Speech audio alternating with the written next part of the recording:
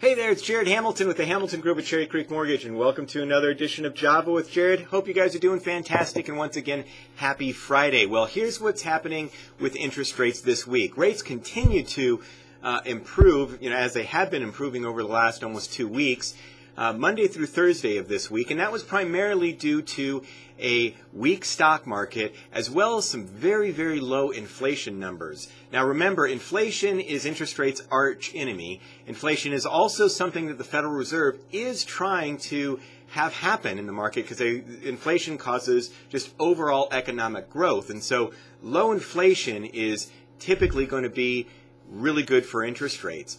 And that also low inflation number is going to really affect the Federal Reserve's decision on when they're going to increase short-term credit. But here's what the numbers were. We first saw the Producer Price Index come out, and Producer Price Index measures inflation at the producer level. That showed a decline of 0.3%, and the core rate was up 0.3%. So the core rate strips out the volatile food and energy component of the numbers. So that being up 3%, but the headline number being down 0.3%, shows that, okay, these low energy prices are having an overall effect on the inflation numbers, which we all knew anyway.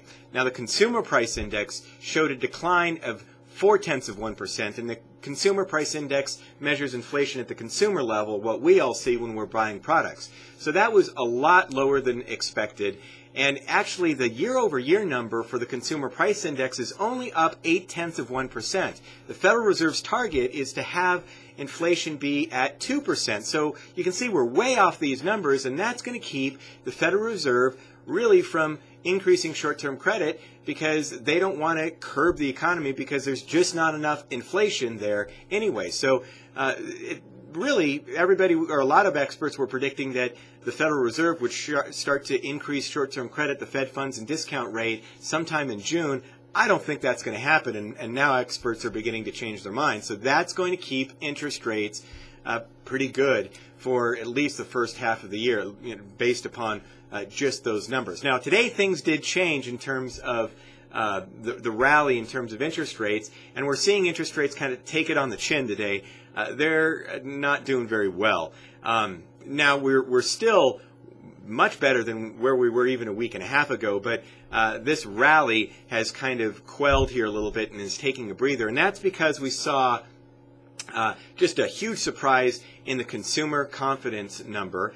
That came in at 98.2, and that was the huge gain, and it was the biggest increase that we've seen and best number in about 11 years. So that's huge. Expectations were for about 94% or 94, and last month it was at a little bit over 93. So you can see the consumer out there is feeling super confident, and that is hurting interest rates a little bit today. But overall, I think that's a really good sign because a very confident consumer buys houses. And I think this is a fantastic opportunity for all of us to get out there, call our customers, wish them a very happy new year, find out what their housing plans are, because a confident consumer is going to buy a house, and likelihood is that we might run into customers that are thinking about and feeling good enough to go buy a house this year, maybe sell their house, so it will overall add to better business. And over the next week, what I plan on doing too is to get you some charts that show